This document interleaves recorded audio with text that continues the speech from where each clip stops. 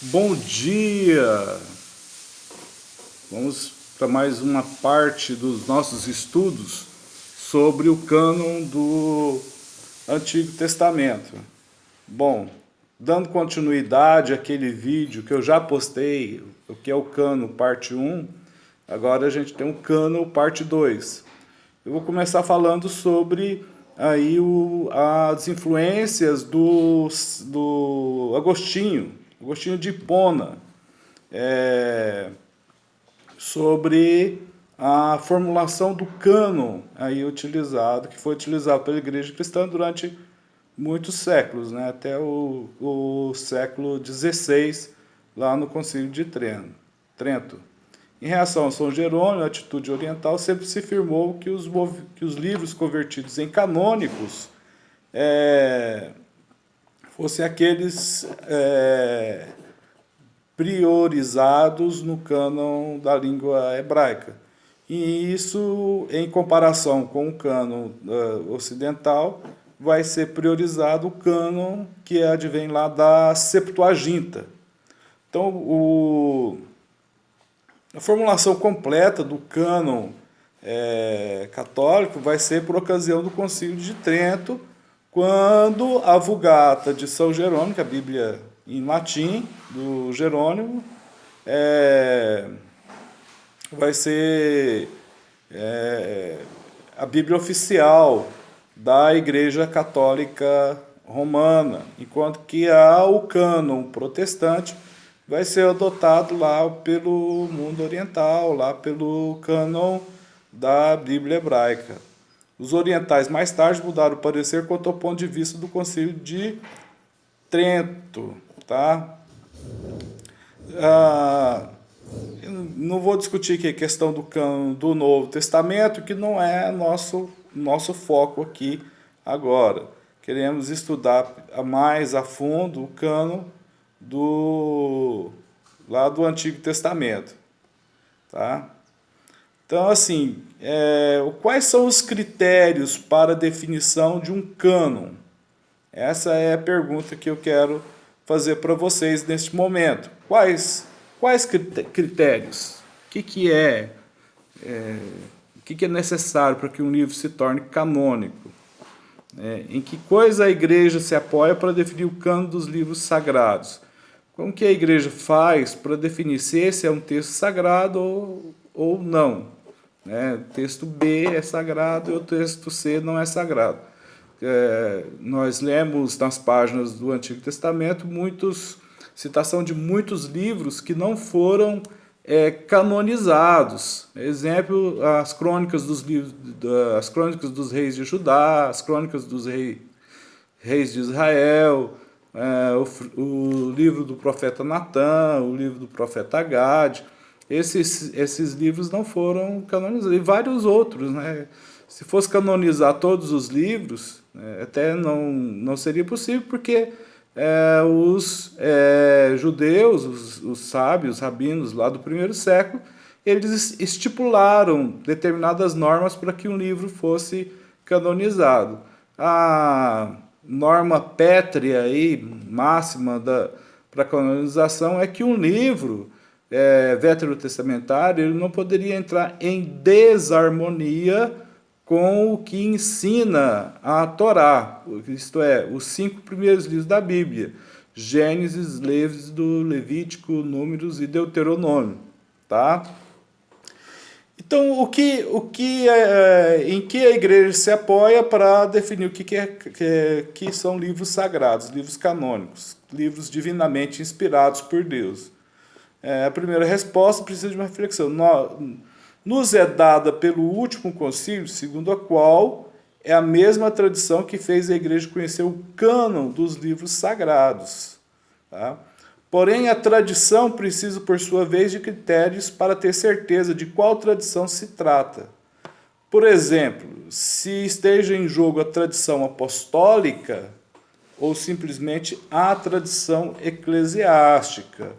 O mundo protestante prioriza a tradição apostólica.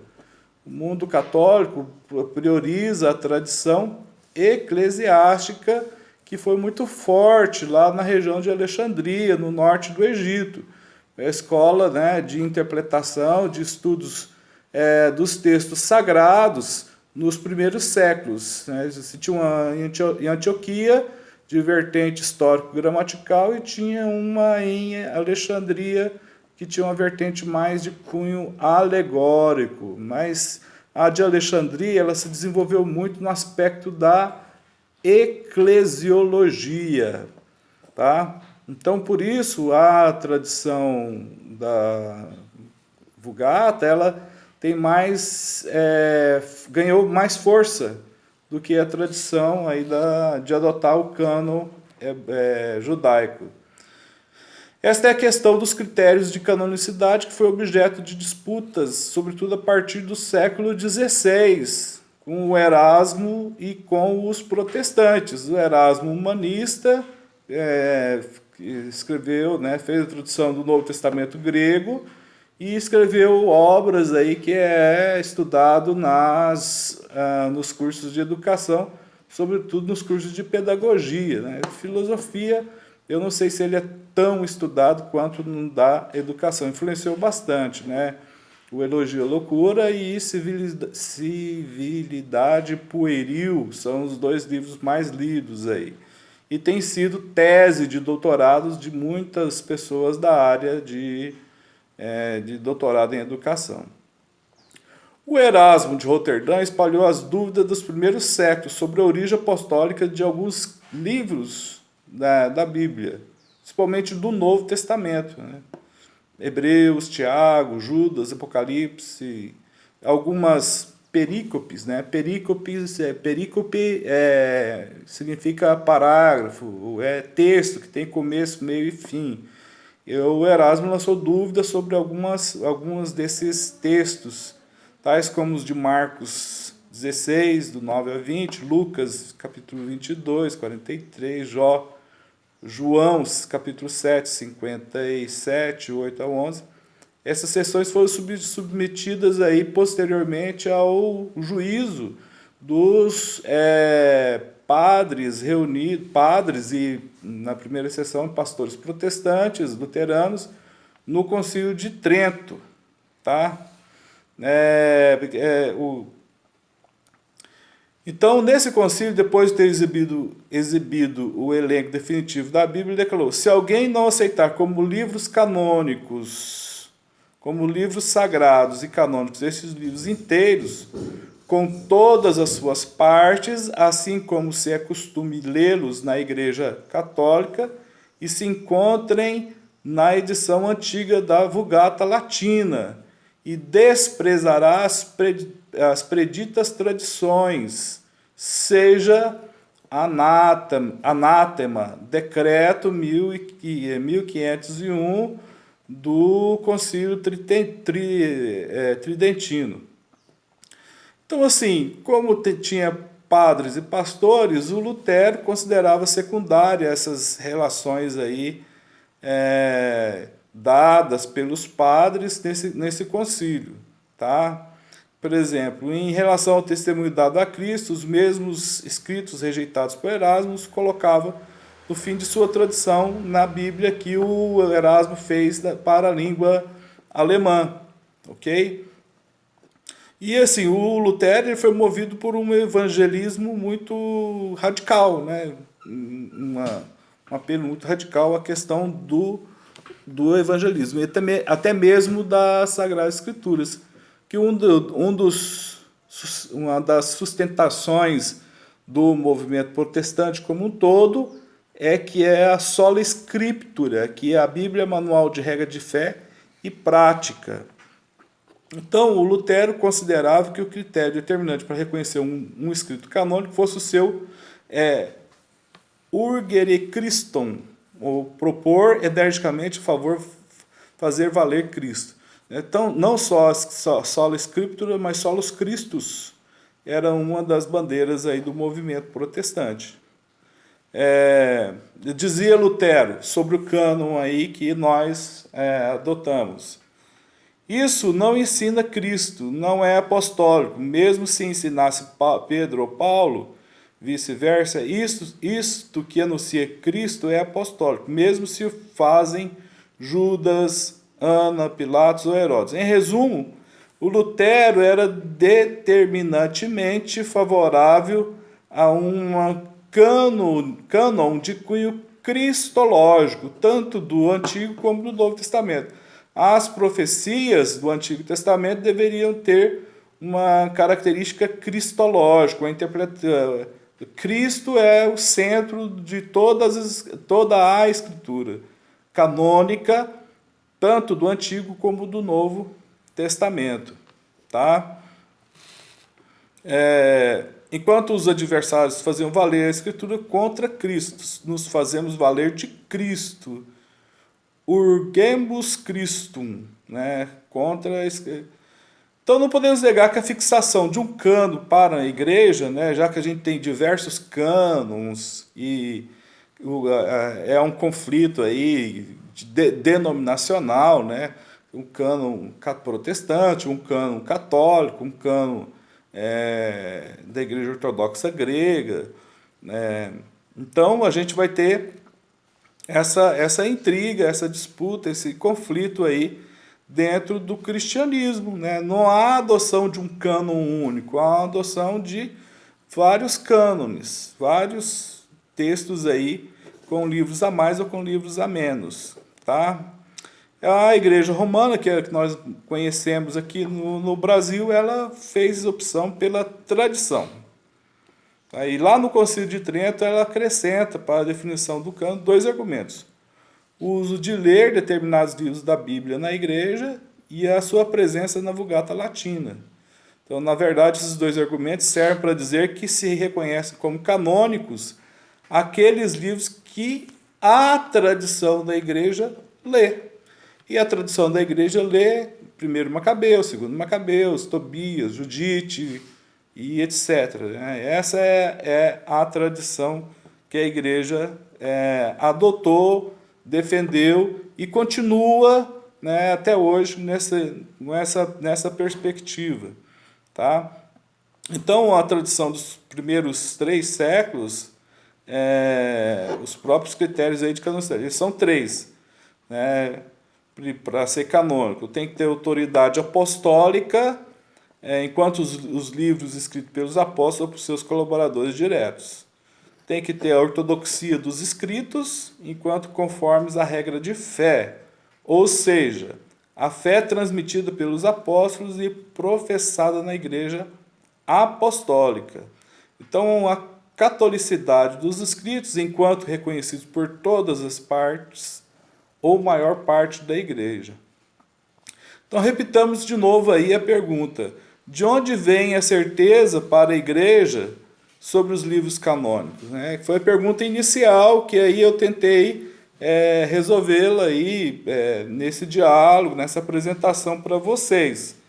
É claro que a igreja não foi dada uma revelação especial de quais livros eram considerados sagrados ou não, nem veio um anjo do céu e fez isso, ou alguma coisa assim mística ou extra-humano, sobrenatural, que é uma reunião para canonizar livro, é uma reunião de líderes do cristianismo, né? De um lado, de líderes do judaísmo também. De um lado, líderes do judaísmo, rabinos, da igreja cristã, de líderes, no primeiro momento, de padres e bispos, e posteriormente no mundo protestante de reunião de pastores protestantes. Então esse é o critério, essas são as vertentes que vão sendo delineadas aí para a gente compreender aí aquilo que é canônico e aquilo que não é canônico, né? Assim, a resposta é: a igreja, querendo exprimir fielmente a mensagem de Cristo, reconheceu sempre mais claramente a insuperável importância daqueles escritos, né, principalmente do Novo Testamento, que eram transmitidos desde a idade apostólica. Tá?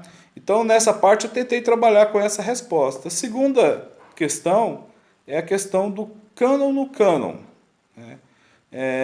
Em época recente, o problema da canonicidade se apresentou no mundo protestante como questão de o cânon no cânon. A questão pergunta se alguns livros têm maior valor do que outros livros. Até mesmo porque o Lutero ele quis arrancar da Bíblia cristã o livro de Tiago, só porque ele fala lá que a salvação é por obras. Então ele quis rasgar e jogar fora. Né? Então, a partir dessa iniciativa, alguns líderes, teólogos, eles se sentiram assim, na liberdade de que eles poderiam criar um cânon dentro do cânon. Né? Um é mais canônico do que o outro.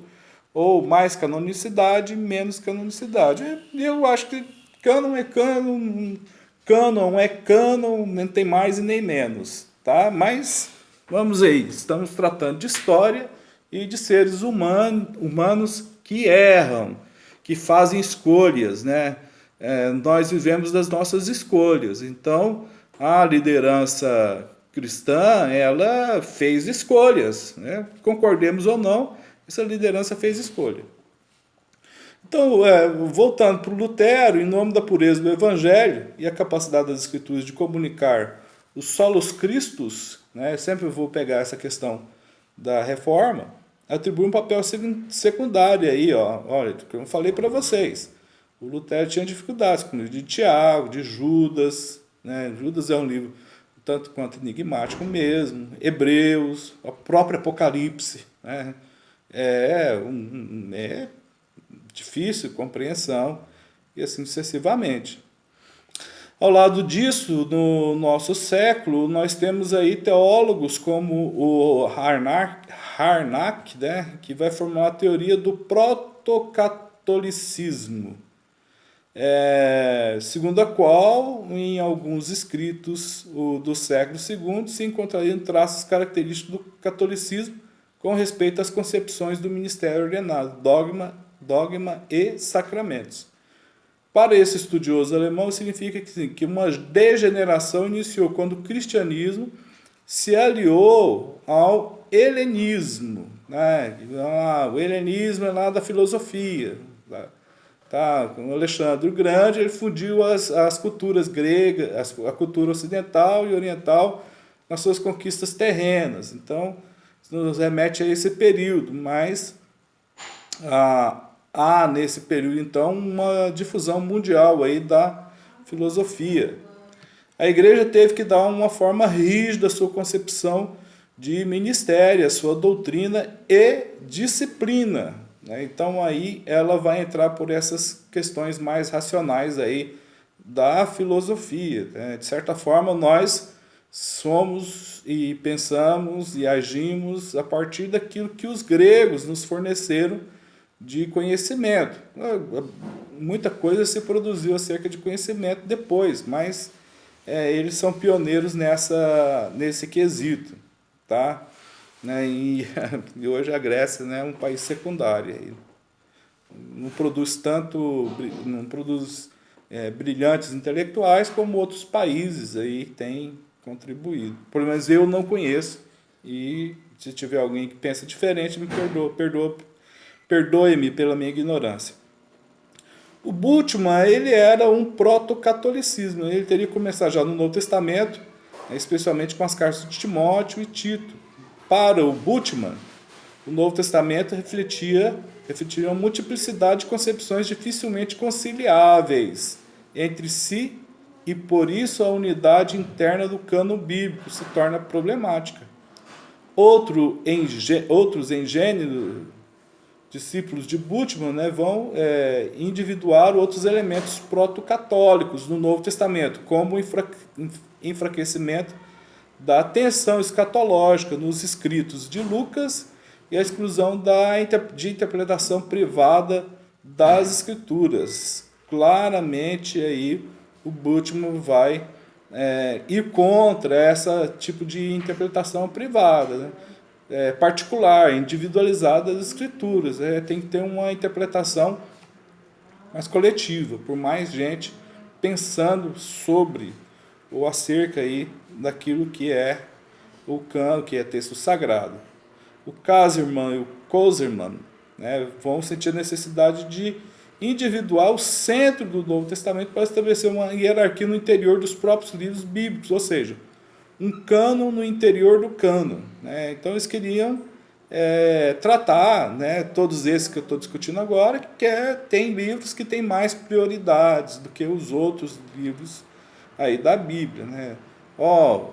Já ouviu essa expressão aí, mesmo que leigamente, né? Leia o Evangelho, é mais importante do que os outros textos. Não, isso é fazer um cânon dentro do cânon.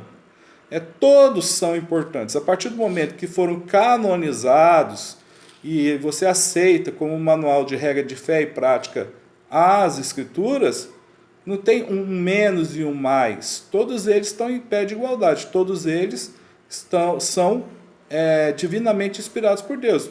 Portanto, chamamos esses livros de cânon, livros canônicos, tá? O que esses autores estão dizendo é que há alguns que são mais especiais do que os outros, né? Fazendo aí uma divisão entre um inferior e o outro superior. O que, ao meu ver, é incoerente e não condiz com aquilo que eu entendo, ensino e explico, tá? Por isso não faltaram reações dentro do próprio mundo protestante, né? Um dos